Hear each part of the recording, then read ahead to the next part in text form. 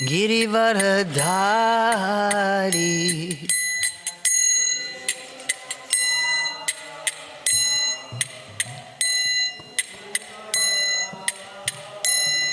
Gopi Chanavalabha Girivaradhari.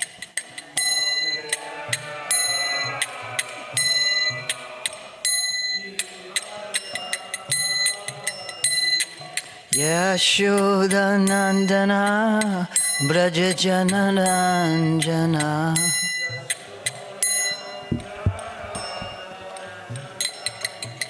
Yashodanandana Brajajanaranjana.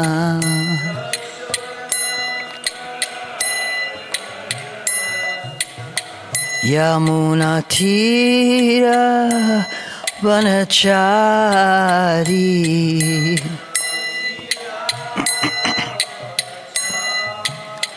Yamunatira Vanachari.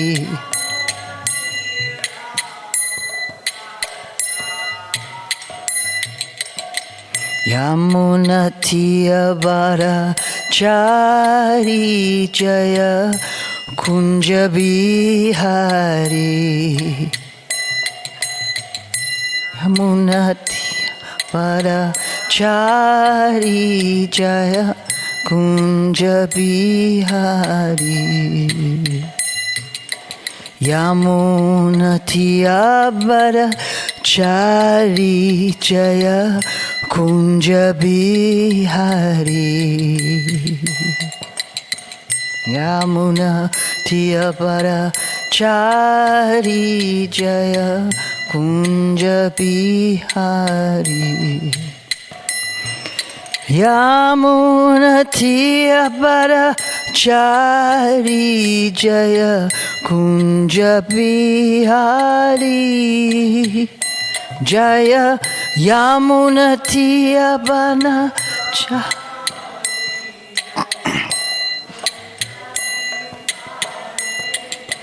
Jaya Yamunatiya Varachari Jai Kunja Bihari. Jaya Yamuna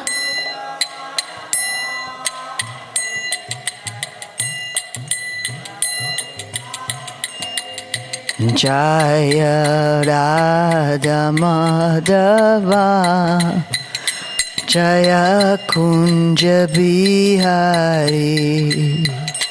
Jaya Radha Madhava Jaya Kunja Bihari.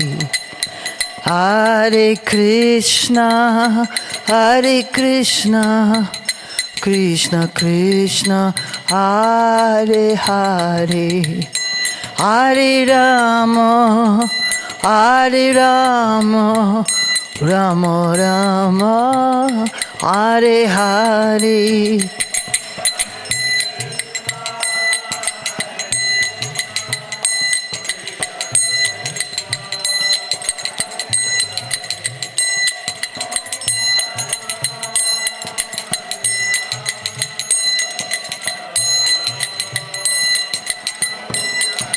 Jaya Prabhupada, Prabhupada, Prabhupada, Jaya Prabhupada.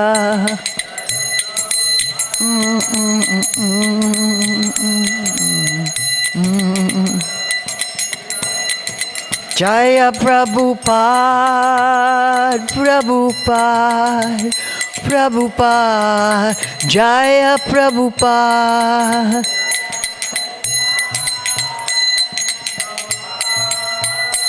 Prabhupada, Jaya Prabhupada.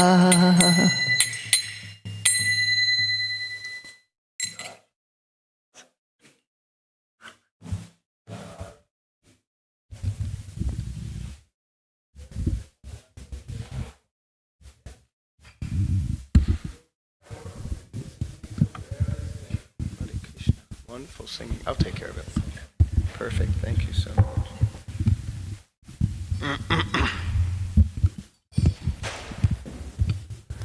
Hare Krishna. So thank you very much, Chaitanya Devi, for leading nice Jai Radha Kirtan. And let's see.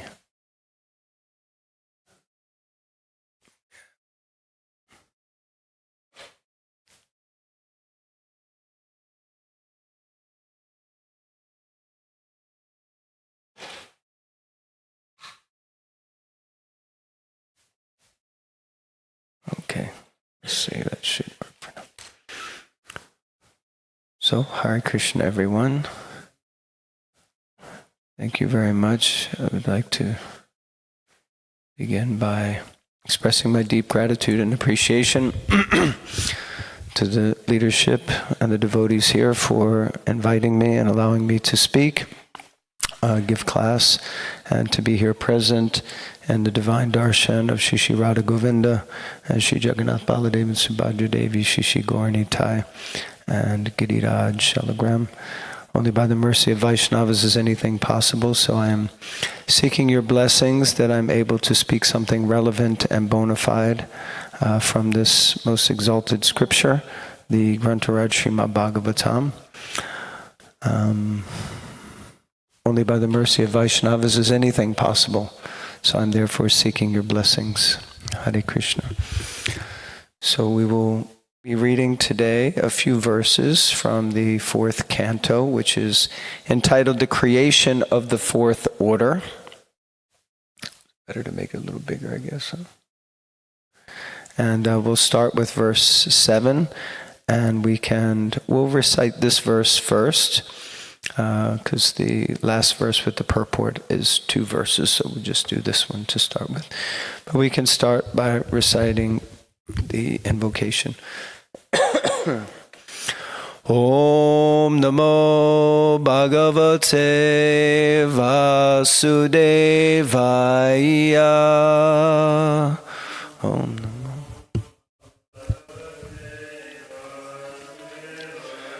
Om Namo Bhagavate Vasudevaya.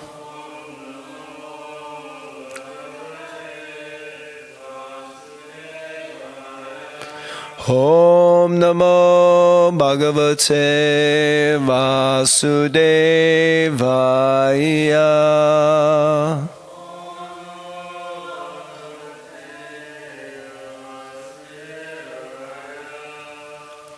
God, sounds like a group of angels, heavenly.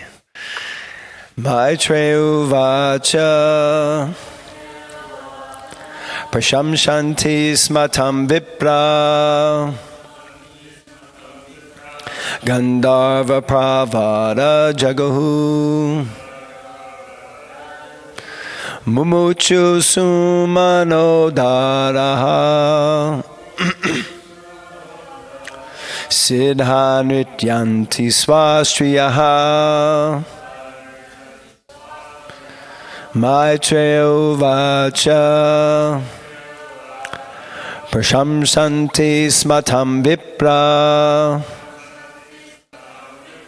Gandharva Pravara Jagu Mumuchu Sumanodaraha Siddhaniryanti Swastriyaha Maitreya Vacha Prashamsanti Smatam Vipra Gandharva Pravara Jagu Mumuchu Sumanodaraha Siddhaniryanti Swastriyaha. Someone else, please. Maitreya Vacha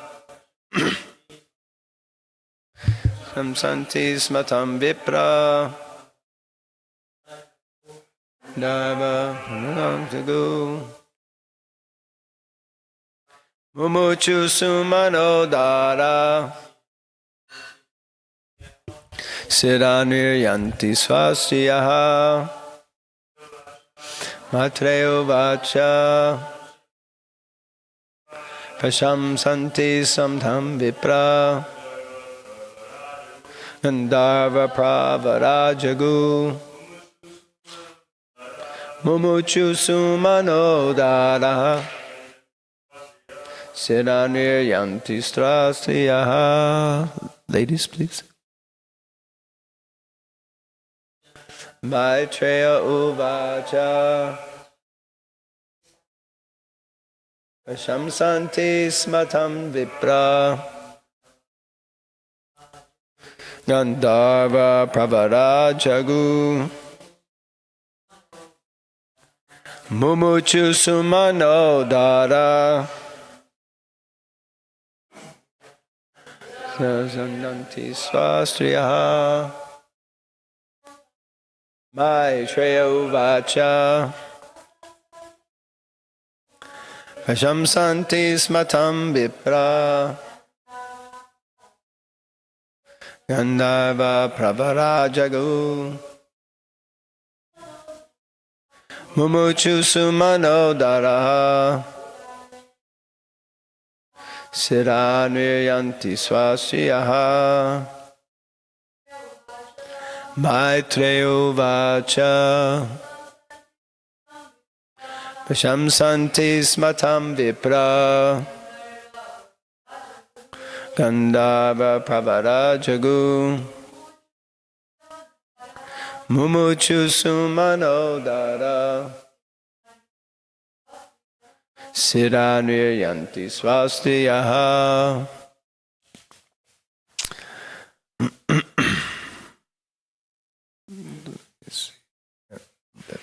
Maitreya Vacha. The great Saint Maitreya said, Prashamsanti Sma, praised, glorified, Tam, him, Prithu, Vipraha, all the Brahmanas, Gandharva Pravaraha, the best of the Gandharvas, Jagu, chanted, Mumuchu, released, Sumanadaraha, showers of flowers, Siddhaha, the personalities from Siddha Loka, Nityanti, were dancing, Swaha, the heavenly planets, Striyaha, women, the Apsaras. Translation. The great sage Maitreya continued, my dear Viduraji, at that time, all the Brahmanas highly praised and glorified King Prithu, and the best singers of Gandharva Loka chanted his glories. The inhabitants of Siddha Loka showered flowers, and the beautiful women in the heavenly planets danced in ecstasy. Wow, sounds like a great party, huh? Okay, text 8. I'll just read the translations. Conch shells, bugles, drums, and kettle drums vibrated in outer space. Great sages, forefathers, and personalities from the heavenly planets all came to the earth from various planetary systems.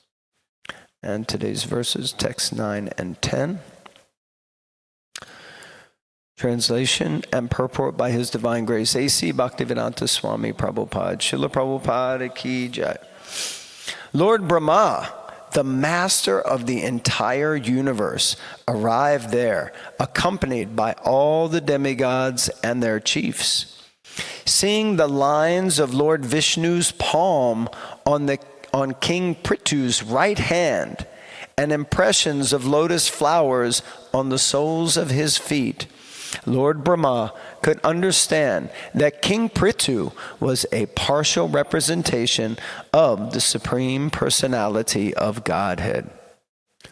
one whose palm bears the sign of a disc, as well as other such lines, should be considered a partial representation or incarnation of the Supreme Lord. Purport. There is a system by which one can detect an incarnation of the Supreme Personality of Godhead.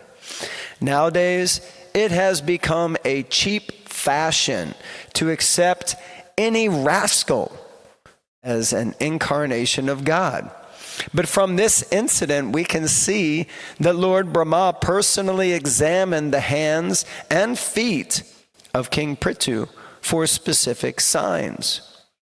In their prophecies, the learned sages and brahmanas accepted Prithu Maharaj as a plenary partial expansion of the Lord. During the presence of Lord Krishna, however, a king declared himself Vasudeva, and Lord Krishna killed him. Before accepting someone as an incarnation of God, one should verify his identity according to the symptoms mentioned in the Shastras. Without these symptoms, the pretender is subject to be killed by the authorities for pretending to be an incarnation of God. Hare Krishna. Om Jnanatimidandasya Jnananjana Shalakaya Chakshurumilitangena Tasmai Shri Guruve Namaha Shri Chaitanya Manobishtam Stapitam Gena Bhutale Swayam Rupa Kadamayam Dadati Swapadantikam Vandeham Shri Gurun Shri Yuta Parakamalam Shri Gurun Vaishnavamscha Shri Rupam Sagrajatam Sahagana Raghunathan Vitam Tam Sajivam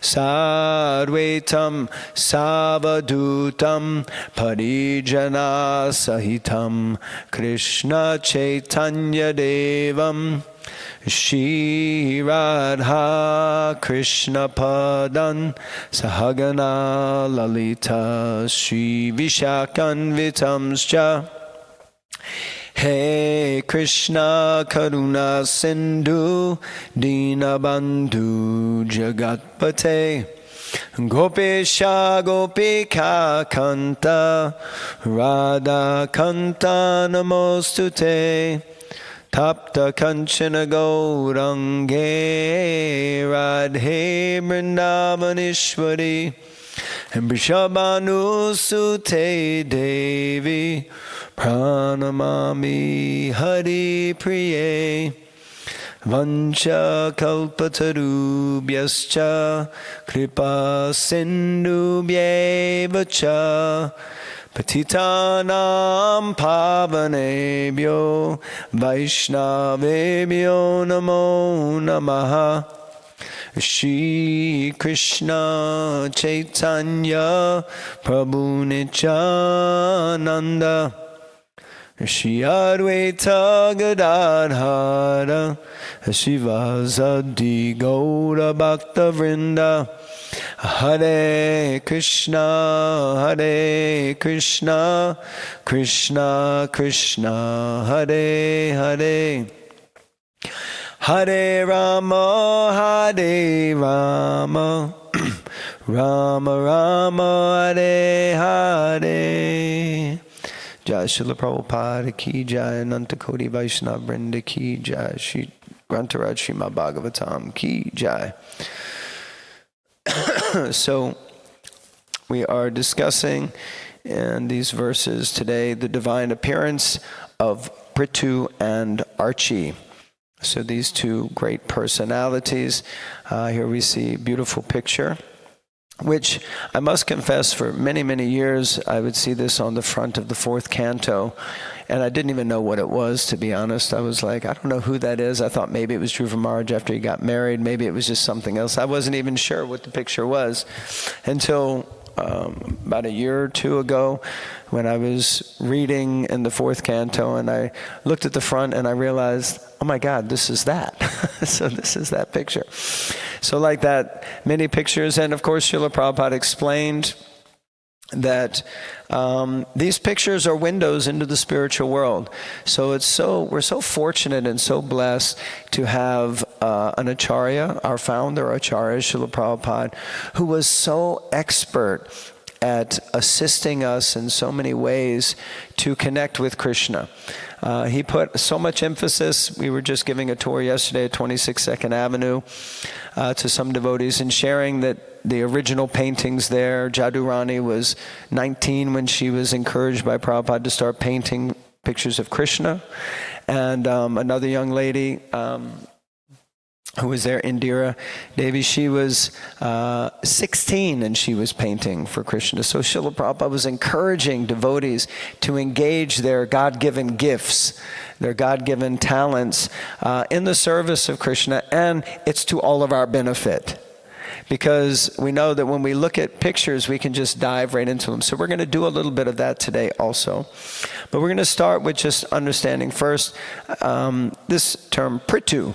Actually, it comes from the term earth. We often, when we chant mantras before deity service, we say Prithvi Chaya, so we call out the Bhumi Devi.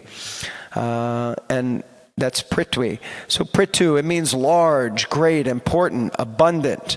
So this is the name Prithu and what it means. It means someone who is of great importance, basically, and also connected with the earth. And we know as the pastime continues that Prithu Maharaj actually winds up milking the earth. Bhumi Devi takes the form of a cow and he winds up milking her. Archie, his counterpart, his wife, and at the same time, which is also discussed later, because they were born together, so kind of his sister also, but later his wife, is Archie means a ray of light, a flame, or light, or luster, so like that. So these are the meanings of these two names of these two great personalities. And this section that we're reading is a beautiful section where Maitreya Rishi is instructing Vidura. And this goes on for 2 full cantos, this conversation where Shukadev Goswami is describing the conversation between Vidura and Maitreya. And both of these great sages, these great sadhus, of course Maitreya is a sage, Vidura, in one sense you could say he's considered in a lower class, even though he's from a royal family, because he's the son of a maidservant, even though his father is Srila Vyasadeva, and he's actually probably one of the most exalted of the Kuru clan. But he's considered a little bit lower, but he's such an exalted personality. And this section is, as we know, the entire Bhagavatam is based on the principle of questions and answers. And Prabhupada says in the beginning of the first canto that the whole of life is based on the principle of questions and answers. Every morning, the little birds in the nest begin with their questions. And the mother bird and father bird, they go and find the answers, which is feed me, feed me, feed me. And then down on Wall Street, it's all about questions and answers. In Washington, D.C., it's all about questions and answers. In our day-to-day lives, it's like about questions. Where is this? What time is it? Where do I go? What am I supposed to be doing now? How do I get there? What's this? What's that? And then getting answers. So life is all about questions and answers. So this section we're reading starts with Vidura inquiring from Maitreya about who the Prachetas are and to which family they belong, whose sons were they. Then he inquires, my dear Brahmana, King Anga was very gentle. He had high character and was a saintly personality and lover of Brahminical culture. How is it that King Anga had such, as a great soul, how did he have such a bad son who was named Vena, yes. Because of whom he became indifferent to his kingdom and just walked away from the entire kingdom. Then he also inquires, how is it that the great sages who were completely conversant with religious principles desired to curse King Vena, who himself carried the rod of punishment and thus awarded him the greatest punishment, Brahma Shapa? So these are the questions that Vidura has asked. And Machchita Magata Prana Bodhiyanta Parasparam Katayantas Chamam Nicham Tushanti Cha Ramanti Cha. Bhagavad Gita explains that the devotees, they derive great satisfaction and bliss from coming together and hearing the topics of Krishna. Basically, we get lit up, we love it. And it's great if someone asks a question. Recently, devotees have been kind of messaging me saying, okay, I have a question for you. And I'm like, oh, this is great, I love it. Someone asks a question. And now sometimes the questions are like, whoa, that's a very deep question. I didn't expect it to be so deep. Then I'm like, now I have to dive into Nectar of Devotion or the Bhagavatam and figure out, okay, what is the best answer for this? So this is great. Life is all about questions and answers. So, Maitreya instructs Vidura. So, King Anga is the grandfather, you could say, of Prithu and Archie. And he's the father of Vena. And can anyone see King Vena in this picture? Where's King Vena? Huh? Did you say sleeping first? Yeah, he's sleeping, all right. So that's King Vena lying on the ground. Archie and Prithu are standing on top of him. And it's obviously a representation, an artistic representation, because actually what happens is the Brahmanas, after they cursed and killed Vena, what did they do? They churned his bones, his body. So Vena probably wouldn't have been so intact for us to be able to look at him like that. But the principle is still there, that Vena is dead and arisen from his dead body by the immense Brahmana Shakti, are these two great personalities who we're hearing are also manifestations of the Supreme Lord. So that's one aspect of this picture. Now we hear that this is a great jubilation, right? The first verse we read, we were like hearing about all these different personalities. And let's see. So they appeared from the churning of Vena's body. So then we hear this great jubilation and celebration in their appearance. Because they're a divine light of hope for everyone. Because everyone's been subjected to King Vena's torture, his atheistic mentality. So like this. So everyone is inspired. And now the question is, who attended? So we can see in the picture up above, the screen is unfortunately not as clear. It always doesn't show up so perfect. Or at least from my angle, maybe you can see it better. But you can see in the sky, there's a rainbow. And then there are all these personalities. So the Bhagavatam is so amazing because it certainly doesn't limit us to just this planet. So it's talking about persons in Siddha Loka, the Gandharvas who are coming from Gandharva Loka. We're hearing about the Apsaras who are based in Indra Loka, most of them. And we're also hearing about the different demigods that comes up and how they're showering flowers, and beautiful women in the heavenly planets are dancing in ecstasy. So everyone's having a party because the Supreme Lord has appeared in his plenary portion as Prithu. So everyone's excited. So also I remember we used to go to, when I was growing up, and would go to church, and you would often see like angels, winged persons playing bugles, singing, and I would think, well, where the heck are they? Okay, they're in heaven. All right, well, where's heaven? That's on the other side. So how are people seeing people from the other side? But actually, the Bhagavatam really opens it up, and we find out that Gandharvas, they're like angels. They're like the music. And I was reading in one place where it was describing how the Gandharvas are so exalted that basically they're all forms of music that we have here on this planet have come originally from the Gandharvas.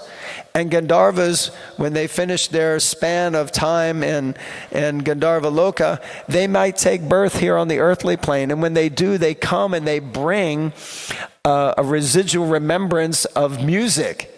So many of the very successful musicians, you might even say the Beatles and, like that, persons who come, they introduce a whole new genre of music. Those persons are probably coming from previous births in that space. In fact, I think, if I'm not mistaken, anyway, it was mentioned like Ravi Shankar was probably a Gandharva in his previous life, because he plays the sitar so amazingly. So these personalities are great personalities. And we hear they're playing conch shells, bugles, drums, kettle drums. All these things are vibrating in outer space. So we're not contained, even though this is happening here on the Earth planet, but actually it's a whole universal affair what's going on, which goes to show that actually we're also always being watched. Not just Big Brother here, but actually Big Father and everybody else. So it was a very auspicious gathering like this. So here we have also, we see another personality is described as being present. Lord Brahma. Do we see Lord Brahma in the picture? You don't see him? He's on the left for you. Right there he is. We only get to see two of his heads, but there's not many personalities who have multiple heads like that. So Lord Brahma, who's the master of the entire universe, it's described that he arrived there accompanied by all the demigods. Speaking of demigods, here we have great personality. So you can see if you look to Lord Brahma's left and further down on the left, if you look closely, you can see many different demigods are represented there in the picture also. And it was mentioned that the sages and sadhus, they're here on the right-hand side. So you've got all these heavenly beings, you've got the demigods gathered. Everyone's come simply because the brahmanas have churned Venu and Archie from the bones of Vena. Did I say that right? What's that? Yeah, Prithu and Archie, sorry. So Prithu and Archie were churned from the bones of Vena. So there's Lord Brahma's presence. So what does Srila Prabhupada say? He states that nowadays it has become a cheap fashion to accept any rascal as an incarnation of God. But we see what happens when an incarnation of God arrives. There's like a universal festival.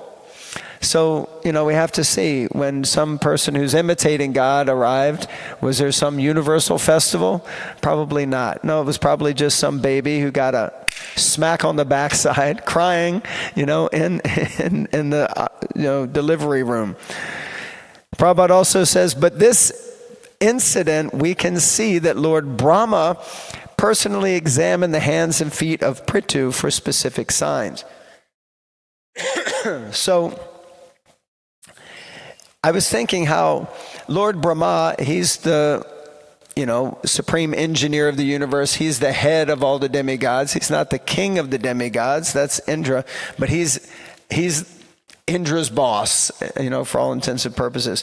And when he shows up, I was thinking he showed up on the scene and Prithu must have submitted his hands to be read, but then he must have also submitted his feet, because his feet were being examined. So it must have been quite an awkward situation. You've got Lord Brahma present, and then he's like, yeah, you want to check my feet out? There you go, have a little look, But Lord Brahma did a little inspection, and Lord Brahma came to specifically certify and guarantee what was happening, right?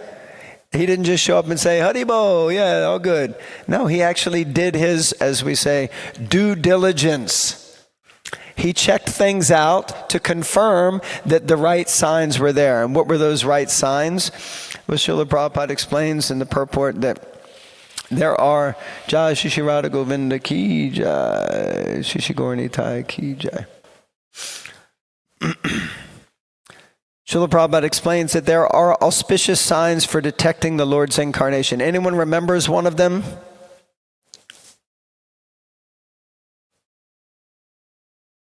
It didn't say thunderbolt, I don't think, did it? Did it say thunderbolt?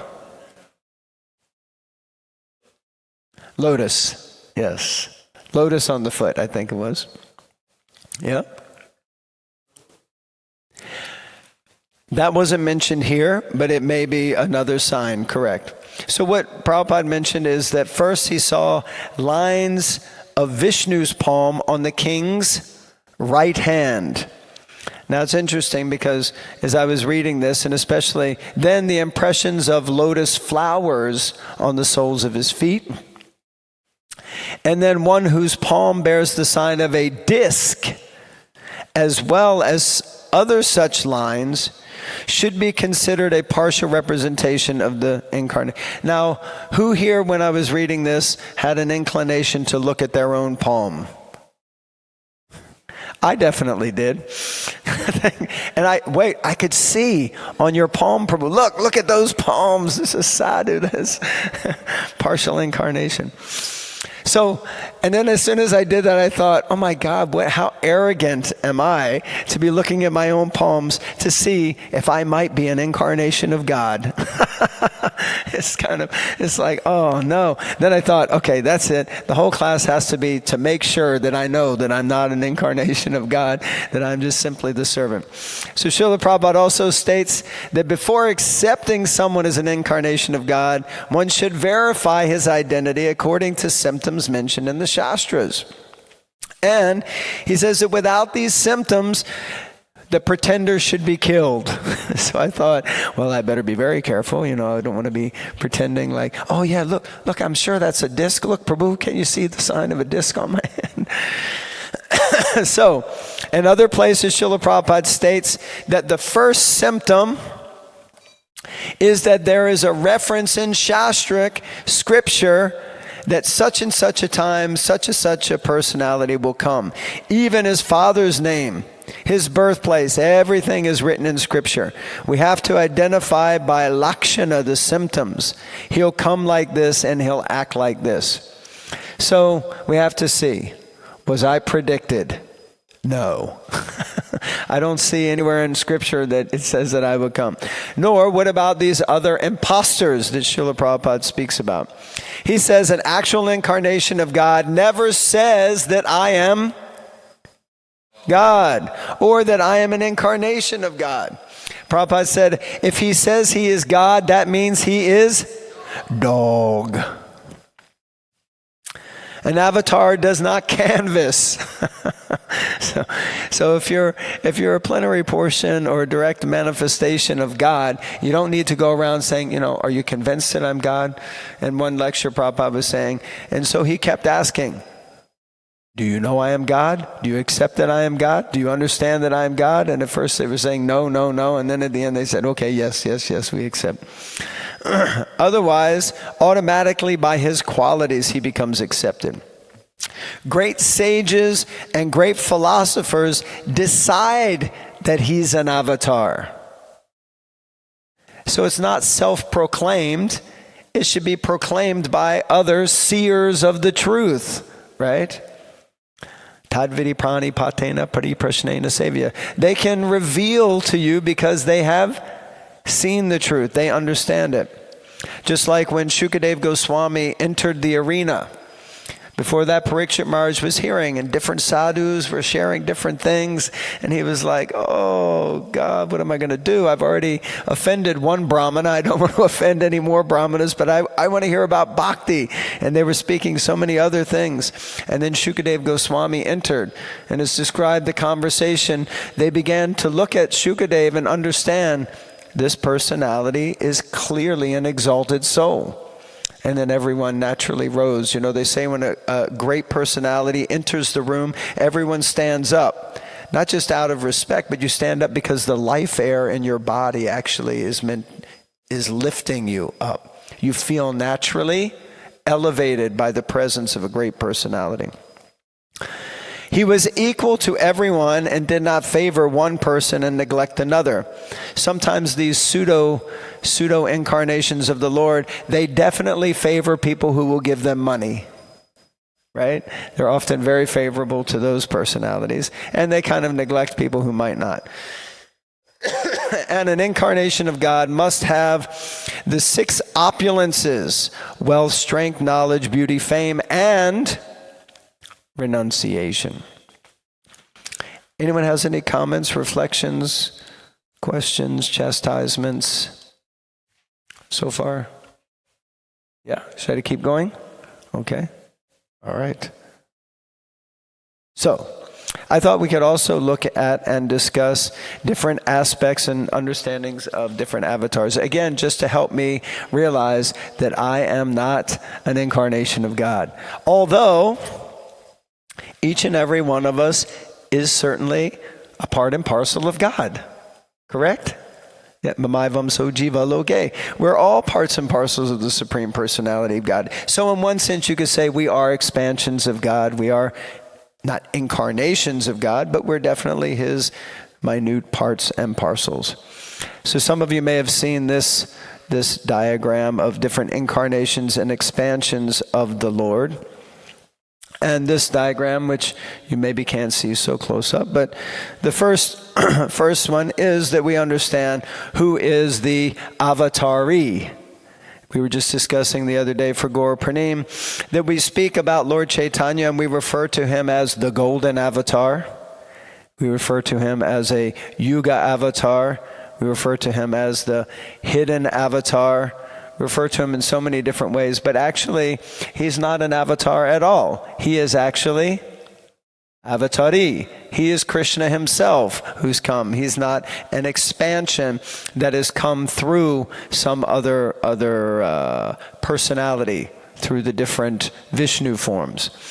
So Swayamrupa, so we understand that for us, Krishna's tu Bhagavan Swayam. He is the original Supreme Personality of Godhead, and his original form is as a cowherd boy in Vrindavan. Anyone here has read Brihad Bhagavatamrita? Yeah? Amazing. Just so amazing book. I'm reading it again now for the second time with a group of devotees. And we're just finishing the 2nd volume. And at this point, Gopakumar is in Vaikuntha, and he's already transgressed etiquette in Vaikuntha a little bit, because when he sees Vishnu, he sees Madan Gopal, and he just runs up to Vishnu and he tries to hug him, and everyone else is like, we don't do that here. Step aside, young man.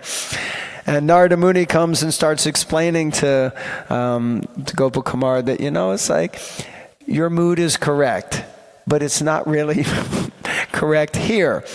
So he's encouraging him next to go to Ayodhya and have Sangha with Lord Ram. And then Lord Ram will take him to Mathura. And then from Mathura, he can basically reconnect with ultimately Madan Gopal. So it's this amazing journey of how Gopakumar returns to his original deity of Ishtadev. And so it's amazing. So anyway, Sri Krishna is the Swayamrupa. And we understand that from him, he expands into different Swayam Prakash forms, which are his own manifestations. Of those, one is the Vaibhav Prakash, which means that he expands with different moods and different bodily features, specifically such as Balaram. So Balaram is considered the first expansion of the Supreme Lord, the first incarnation. And this is Vaibhav Prakash. But we also have the Prabhav Prakash, so expansions into multiple forms with the same features, such as in the Rasa dance and in the palaces of Dwarka. So Krishna is able to expand himself 16,108 times. When Narada Muni, that was also there in Brihad Bhagavatamrita, it's there in Krishna book, when Narada Muni went to Dwarka, and there he saw Krishna in all of the palaces with all of his wives, simultaneously performing individual and different pastimes and leelas. So this is how Krishna himself can expand in so many ways. And this is really the richness of our Vedic culture and philosophy, that I remember being a youngster and, was, told you can pray to God And I used to think, well, how is God going to hear me? And how is he going to hear me when there's so many other people praying? So how am I really connecting with him? Where is he just one person sitting out there somewhere in space? He must have very large ears. I'm not using a mechanism. I was thinking as a kid, like really small kid, how is he hearing? But then when you come to Krishna consciousness, you realize that the Lord can expand himself unlimitedly. And all the time, it wasn't like he was anywhere else. He was right there with me. He's right here with me now. Isn't that amazing? And somehow that just doesn't get explained really in other philosophies or religions. They don't really quite grasp that, although it's here so clearly for all of us. So this goes to the Vaibhav Prakash, goes to the Tad Ekatma Rupa. So this is here, you can see our expansions with different moods and bodily features. And then you have certain vilas forms. So these vilas forms are four-arm Vishnu forms that are extended in Vaikuntha, and they are expanded from Lord Balaram.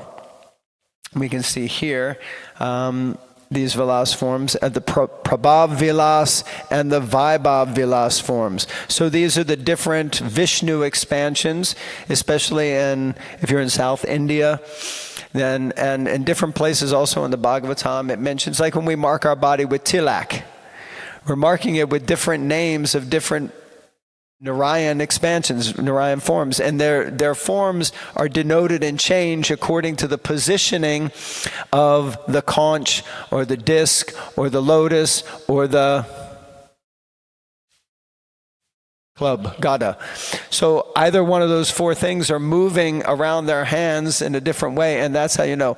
I've at one point was like, I have to try to learn this, and it just kind of didn't quite sit with me.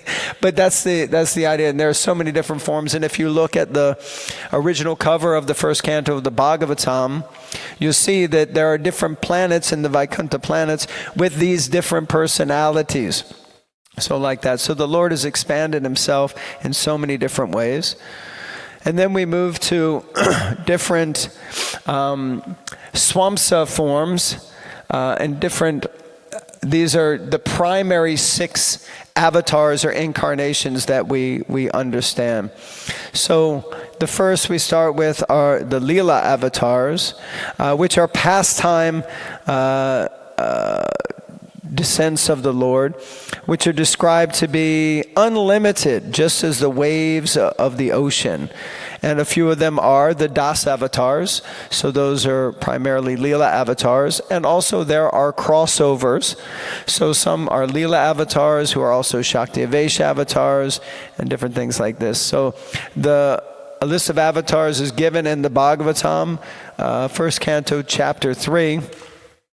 And there are 25 of them listed there. And because all of these 25 Leela avatars appear in one day of Brahma, which is called a kalpa, they're sometimes also called kalpa avatars. So this is a very beautiful picture of the different Das avatars, stotra.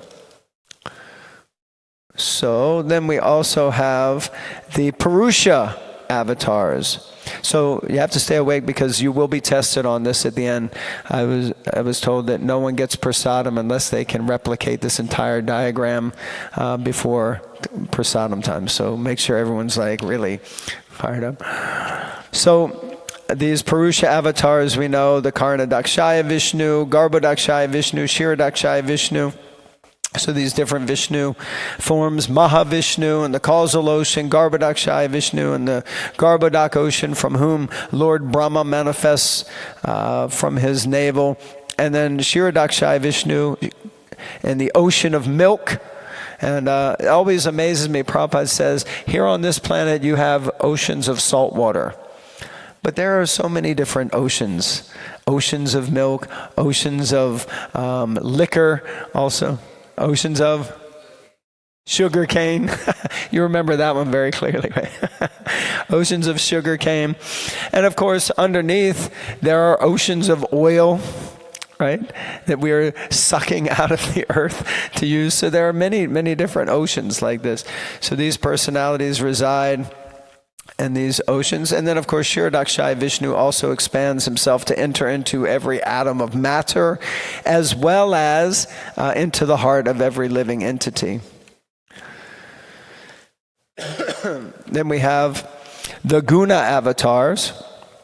So we have Brahma is a guna avatar, and it's described he's an expansion of the Supreme Lord, an empowered representative. In one sense, you could say Shakti Avesh of the Lord, his Shakti, his potency for creation.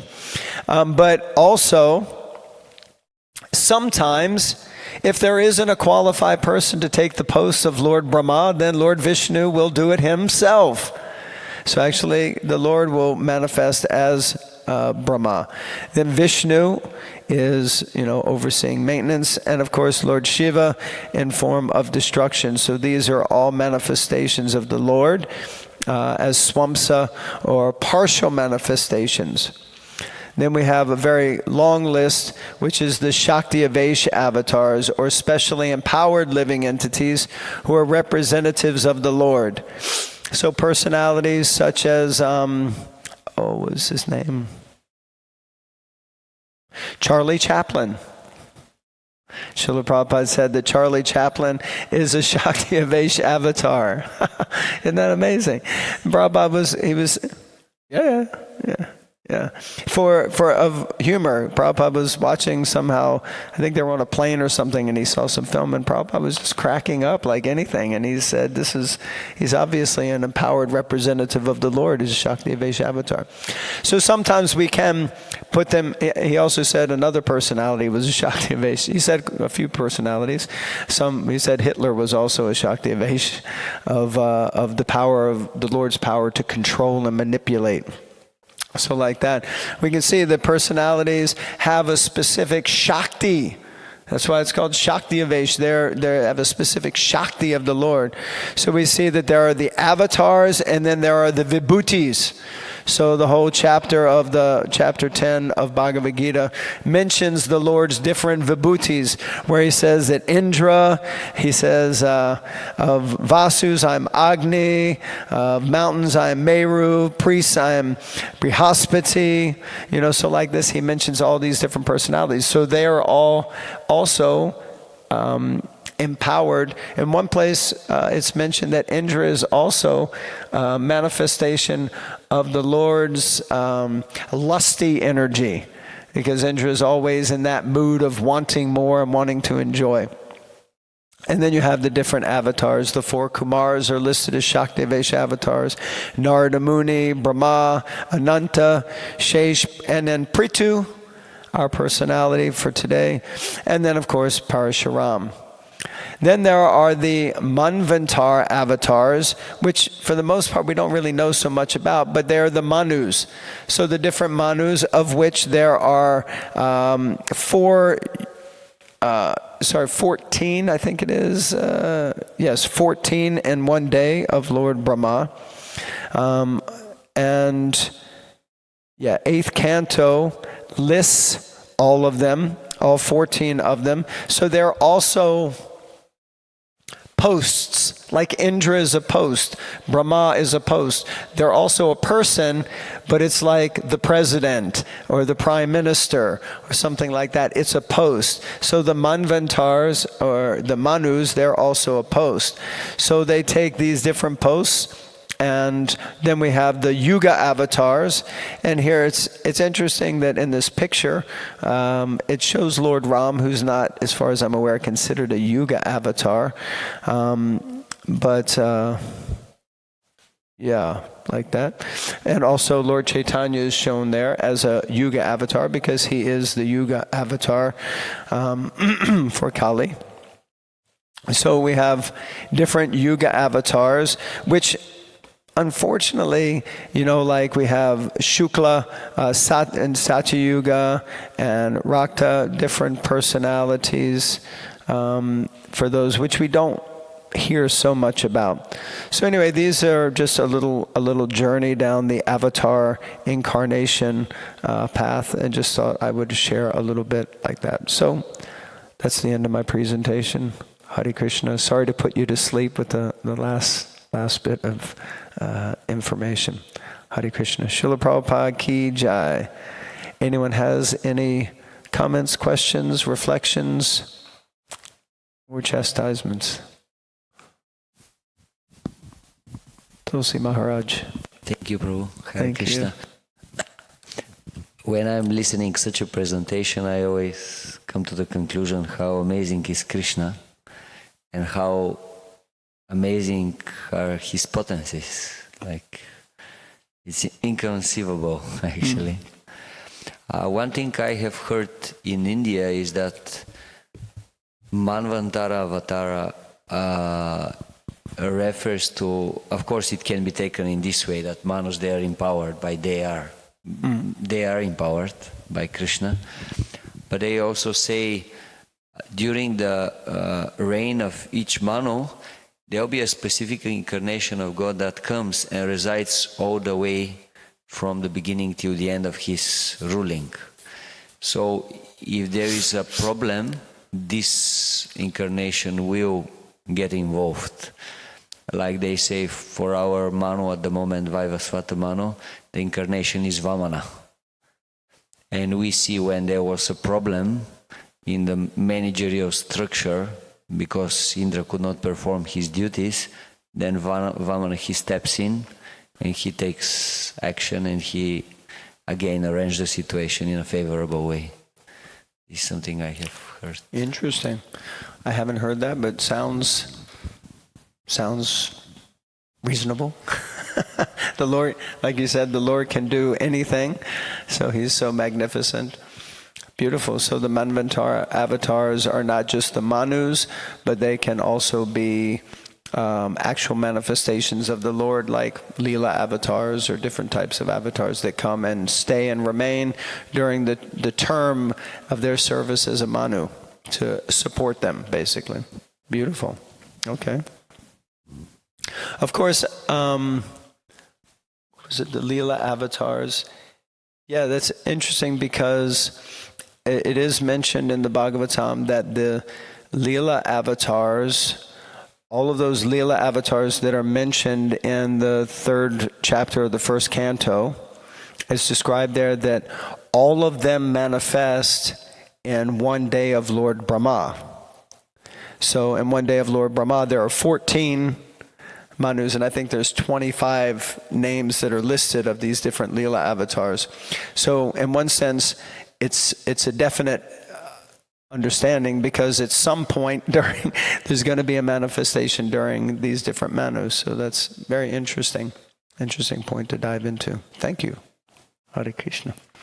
Anyone else? Anything? Yes, Mother.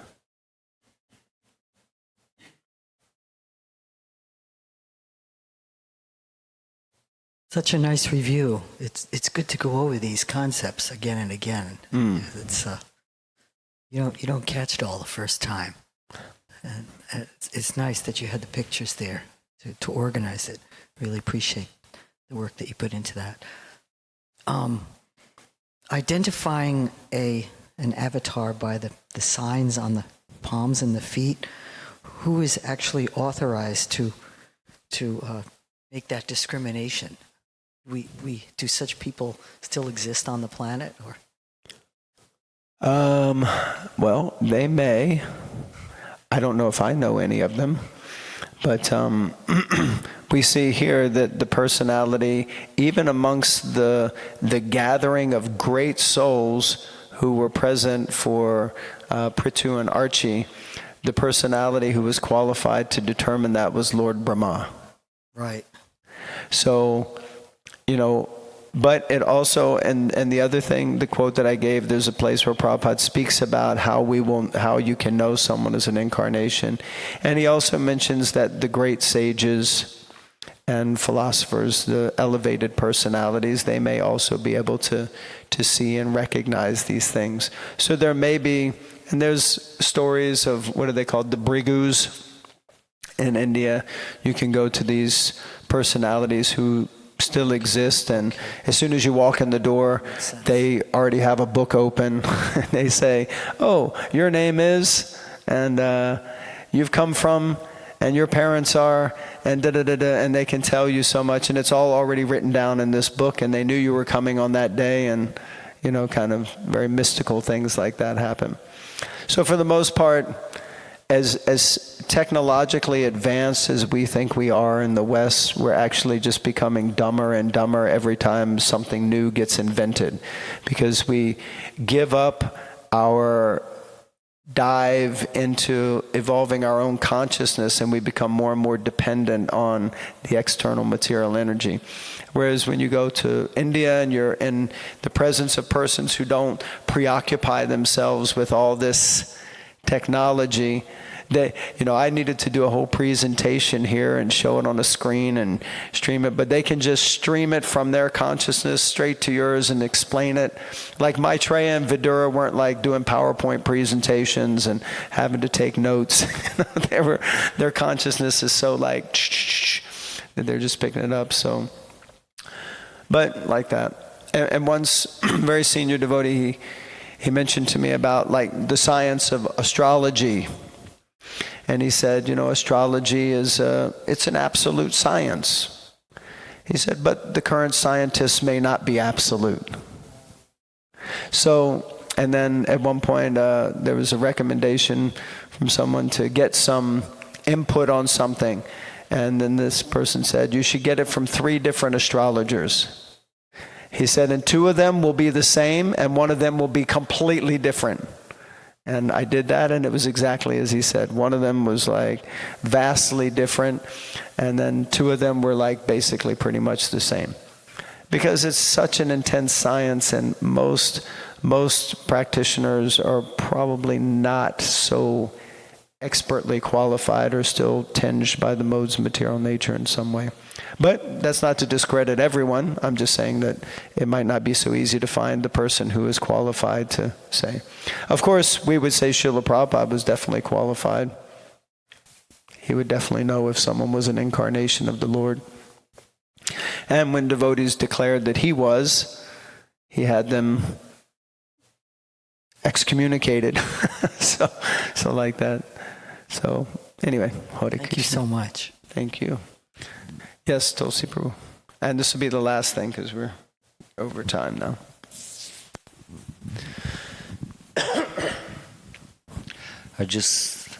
Two things came up in my mind. One is about the position of Lord Brahma, how in his case he can witness each day of his life so many avatars appear and do so many wonderful things. And this happens every single day of his life. That's amazing. So basically he doesn't need a TV because everything is there in front of his eyes. It's like miracle after miracle. Beautiful. So he's such a special personality. Amazing. Nice. That's one thing. And in terms of astrology, what you were saying, I just remembered, because today's actually it was yesterday, but we are celebrating today the disappearance day of His Holiness Kadamba Kanna Maharaj. Today is his disappearance day? Officially it was yesterday. Oh, okay. But today we will do something small. So a few months before Maharaj left this world, he went to just hear what a very famous astrologer will have to say. And this astrologer, he told him more or less how much time he has. And Maharaj commented little before his disappearance that, he was more or less accurate. And then when he was sharing in first place that he went to this astrologer and he said, looks like he pretty much know what he's doing, because he just told me at the moment there is some serious influence on the sun in my chart, and most probably my eyes should be burning a lot. And at the moment, since few days, my eyes are burning so much, I just don't know what to do. So Maharaj was sharing this with us. Yeah. definitely qualified persons out there. Srila Prabhupada, I think he said we should use these things like we listen to the weatherman and say, oh, it might rain today, maybe I'll take an umbrella. But it also might not rain, so like that. But Jai, Srila Prabhupada ki jai, Shri Shri Radha Govinda ki jai, Grantaraj Srimad Bhagavatam ki jai, Ananta Koti Vaishnava Brinda ki jai, Jai Nitai Gauda Premanandi. Hari Hari Bol.